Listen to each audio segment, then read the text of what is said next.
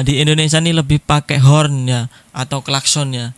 Kalau kita mau cepat, mau apa, kalau ada orang yang mengganggu, paling pasti yang utama tuh pakai horn. Oke guys, selamat bergabung lagi di konten reaction pemersatu bangsa ya. Di video kali ini kita akan mereaction fakta-fakta menarik atau perbedaan-perbedaan di negeri jiran ya, atau tepatnya negara Malaysia. Apa saja keunikan-keunikan di sana dan apa saja perbedaan-perbedaan yang tidak ada di Indonesia gitu ya. Oke, buat kalian yang baru gabung di video ini, yang belum tekan tombol like, silahkan tekan dulu tombol like-nya. Buat kalian yang belum subscribe, silahkan tekan dulu tombol subscribe-nya. Dan jangan lupa klik tombol loncengnya, karena kita OTW 10.000 subscriber. Let's go.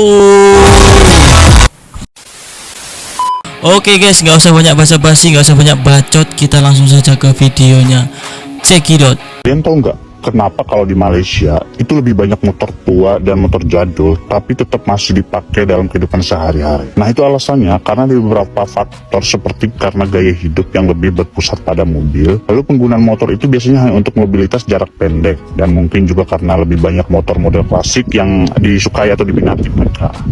Malaysia sendiri itu lebih dikenal sebagai negara yang lebih berfokus pada kendaraan mobil dibandingkan. Oh, jadi negara Malaysia ini mayoritas pemakai kendaraan roda 4 ya, atau mobil ya, atau kereta ya. Jadi penggunaan motor ini lebih kurang ya. Bukan kurang sih ya, lebih tidak diprioritaskan gitu ya. Hanya sekedar kalau pergi ke kedai, apa pergi ke yang dekat-dekat, nah kayak gitu baru pakai motor gitu ya. Kalau mayoritas memang kendaraan utamanya mobil ya. Sepeda motor ya. Itu artinya sebagian besar mobilitas masyarakatnya itu didominasi oleh kendaraan roda 4. Berbeda banget sama yang Indonesia ya.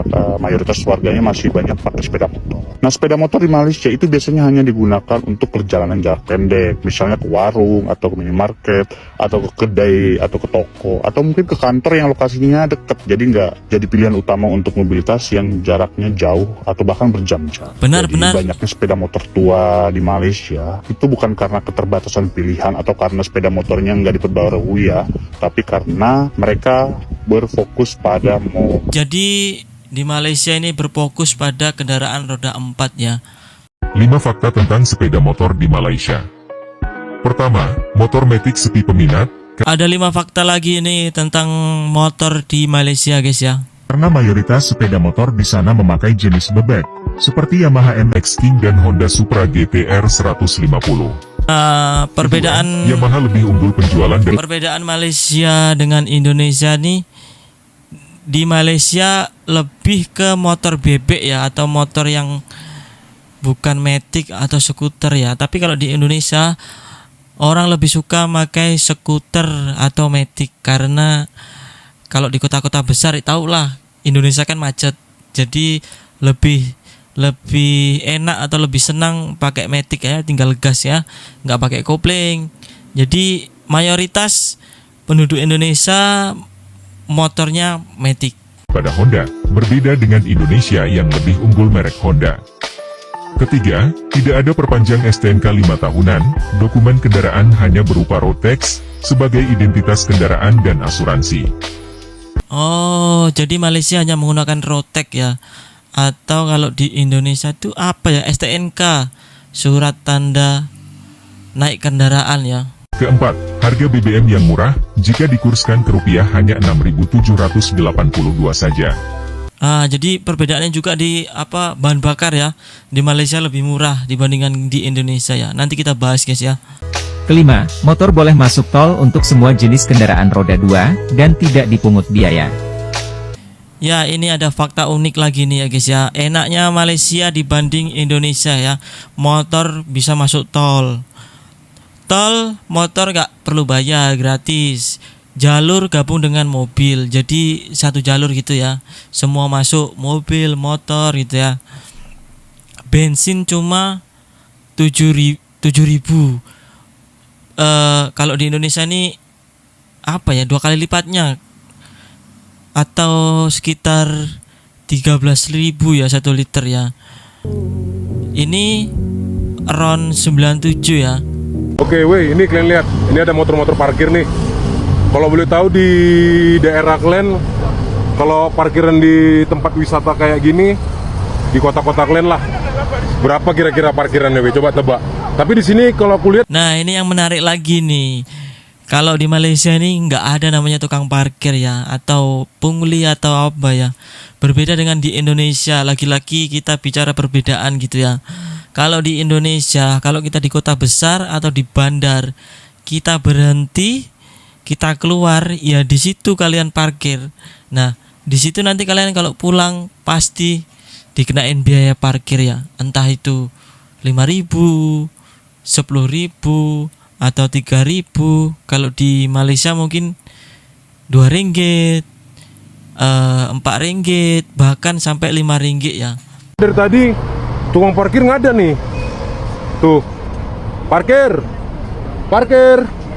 bang, parkir bang, nggak ada tukang parkir ya. Bang, Jadi enaknya di sana nih nggak rusuh ya, nggak ada tukang parkir, nggak ribut-ribut masalah uang parkir gitu ya. parkir, mak. Ini kurasa kalau tukang parkir kerja di sini nih, kan, slow dari sini duduk nih, lumayan ini, weh. Tuh, kalian tengok parkirannya nih, hitungannya parkiran mahal ini di pinggir. Lumayan juga ya ini kalau jadi tukang parkir di sana ya, kereta banyak, mobil Malaysia banyak, tuh. Cair motor deh, betul, banyak cair, ya. bang, di sini bang. Mending abang rantau kemari, parkir di sini nih. Berdiri di sini aja bang, berdiri, nungguin. Jelas abang, dapat abang, 55 ringgit kan lumayan tuh 5 ringgit. Ini kan, 5 di ringgit tuh. KLCC ya, Coba ini kalian di komen ya, KLCC daerah ini. kalian. Itu Berapa Menara kira-kira Petronas parkiran kan kalau namanya. di tempat wisata-wisata gini. Tapi di sini aku heran nih, nggak ada tukang parkir, aku tengok. Nggak ada tukang parkir, apa memang sengaja nih parkir yang ada? Nggak tahu lah, aku rasa, bingung pun aku. Udah lah weh. Perbedaan orang Malaysia dan Indonesia kalau lagi di jalan.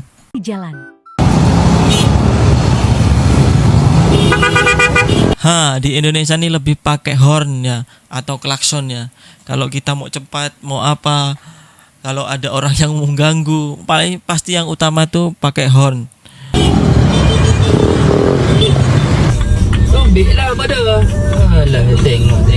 Nah, kalau di Malaysia marah pakai mulut ya. Tapi di sana memang jarang orang horn atau klakson ya. Di Malaysia gedungnya tinggi, tapi semakin tinggi gedungnya semakin mahal harganya. Mungkin ini salah satu alasan kenapa orang Malaysia di umur 30 sudah punya mobil tapi belum punya rumah.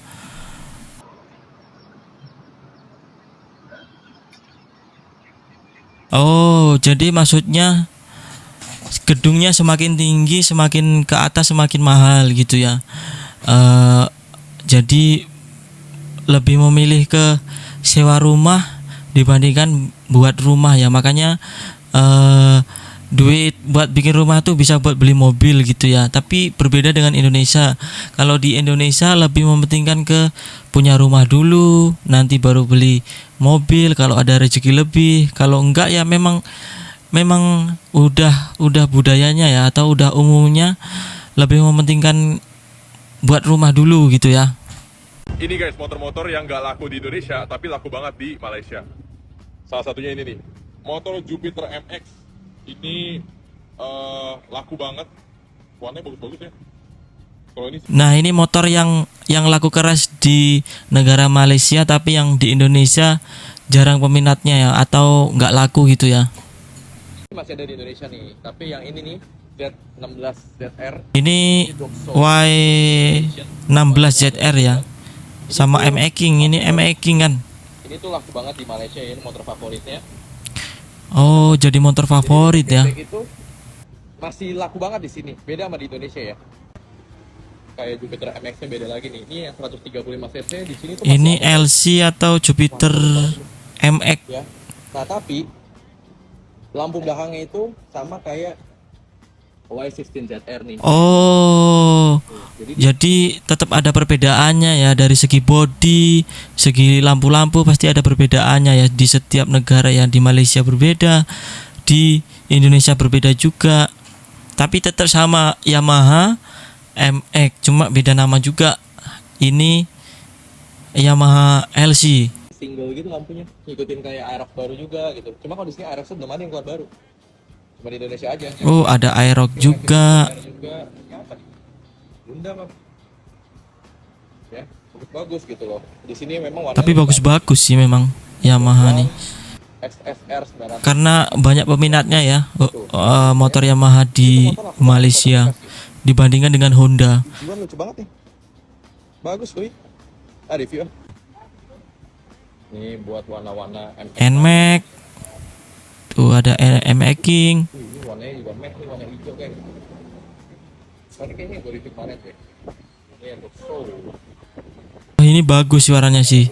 Bunglon itu warnanya. Yang lamanya tapi versi yang terbarunya. Ini dealer di Malaysia ya. Di Indonesia namanya dealer ini. Kalau di Malaysia showroom mungkin namanya ya. Ini tuh masih baik banget yang modif-modif cakep-cakep. Dan kalau misalnya motor Aerox-nya dia kebanyakan pada pakai velg ring 17 nih kayak gini. Pakai ring 16 rata-rata. Modifikasinya manis gitu. Wah, ini nih yang Y16ZR Anniversary. Y16.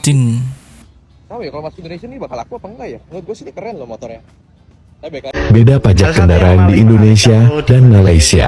Perbedaan pajak ini, pajak di Indonesia dengan di Malaysia ya. Beda dengan kita yang ada di Indonesia. Kalau di Indonesia misalkan kita sebagai penjual motor second, kita misalkan nyetok motor seperti ini, kita kan harus majekin motor tiap tahunnya. Ya, betul, Misalkan betul. motor nggak Setiap tahun laku-laku, harus kita pajak. tetap majekin. Nah, kalau di Malaysia itu nggak gitu ya, Mas? Nah, kalau di Malaysia gimana? Jelasin, Ketika Mas. motor ini sudah ada pembelinya, baru roteknya itu atau pajaknya berjalan. Oh, berarti kalau motor berhenti atau buat showroom-showroom penjualan nih, motor berhenti nih berarti roteknya belum jalan gitu ya, belum hidup gitu. Nanti setelah ada pembeli, nah baru roteknya tuh hidup gitu ya, pajaknya hidup gitu ya. Berarti pajak baru akan jalan ketika motor ini benar-benar jalan. Tapi kalau betul. motornya diem kayak gini, berarti nggak bayar. Bentar lagi nih, saya motor ini saya jual di bengkel ini. Kondisi roteknya hidup atau pajaknya hidup. Ya. Ketika bertukar nama jadi nama bengkel atau nama company, nama perusahaan, itu akan otomatis mati. Dia akan otomatis mati. Berarti kalau misalkan orang mau beli motor di sini, motor second, itu pasti atas nama dia langsung. Atas nama dia langsung, baru pajaknya akan hidup. Nah, berarti nggak usah kayak kalau di tempat kita. Oh, jadi kalau beli langsung bisa atas nama kita langsung. Misal saya beli langsung bisa atas nama saya sendiri. Kalau motor second bisa, motor baru juga bisa. Beda kalau di Indonesia kalau motor second. Kita beli itu atas namanya pemilik yang sebelumnya. Nah, nanti setelah kita beli baru kita perbarui dengan ya nama kita sendiri gitu ya. Jadi agak susah sih memang. Kita harus cabut berkas. Nah, kita harus pergi ke kantor polisi, pergi ke pajak, susah. Oh, itu bisa dilakukan Bisa di sini. bakulnya sini. Oh, langsung di kedainya juga bisa ya. Kalau di Indonesia susah, kita harus pergi ke mana? Ke sana, ke pajak. Susah pokoknya. Nah, Mau tampilin Oh, langsung ada data-datanya ya di sini ya. Mas, kenapakah orang Malaysia itu bisa begitu mudah membeli mobil? Pertama tentu karena daya beli masyarakat di Malaysia sudah sangat. Nah, orang yang di Malaysia ini rata-rata punya mobil semua ya. Satu rumah tuh bahkan ada 3 mobil, 4 mobil gitu ya. Satu orang satu gitu ya. Bahkan yang masih bujang atau yang belum kawin atau yang masih sebaya gitu bisa beli mobil itu ya. Beda kalau di Indonesia. Di Indonesia ini apa sih? Kalau kita masih memakai motor nih masih dianggap miskin gitu ya. Kalau udah punya mobil itu udah dianggap orang kaya gitu ya. Padahal di negara Malaysia ini semua orang bisa punya mobil ya. Boleh punya mobil ya. Sudah sudah umum gitu ya. Tinggi ya untuk bisa membeli mobil. Itu karena ditunjang dengan kemakmuran ekonomi yang sudah tinggi pula. Karena pendapatan per kapita di Malaysia sudah lumayan tinggi ya, sekitar 11.000 US dollar per tahun. Tentu itu sangat mendorong bagi kepemilikan mobil di Malaysia. Samping itu juga ditunjang oleh program kepemilikan mobil dari pemerintah Malaysia yang dipermudah ya, terutama untuk mobil nasional Proton dan Peru 2 yang saat ini menduduki ranking pertama penjualan di Malaysia, bukanlah mobil impor atau mobil dari luar negeri seperti Proton ini produk dari Malaysia ya. Malaysia sudah punya mobil guys, Indonesia belum ya. Jepang yang sangat mendominasi penjualan di banyak negara, akan tetapi malah di Malaysia itu peringkat pertama diduduki oleh Peru 2, mobil nasional Malaysia. Peru 2 adalah Proton. Yang ketiga baru Toyota, Daihatsu, Nissan, Mitsubishi, dan mobil-mobil dari barat seperti BMW, Ford, dan lain sebagainya. Rasio kepemilikan mobil biasanya berdampak pada lalu lintas yang macet, dan itu kadang-kadang juga terjadi di Malaysia, terutama di kota metropolitan Kuala Lumpur. Namun faktanya memang ya, kemacetan meskipun kadang terjadi, umumnya di Malaysia jalan lancar. Di Malaysia lebih kurang macetnya ya, bahkan nggak ada macet. Oke guys, terima kasih yang sudah menonton video ini. Jika ada pendapat silahkan tulis di kolom komentar ya. Sampai jumpa lagi di next video reaction pemersatu bangsa. Oke.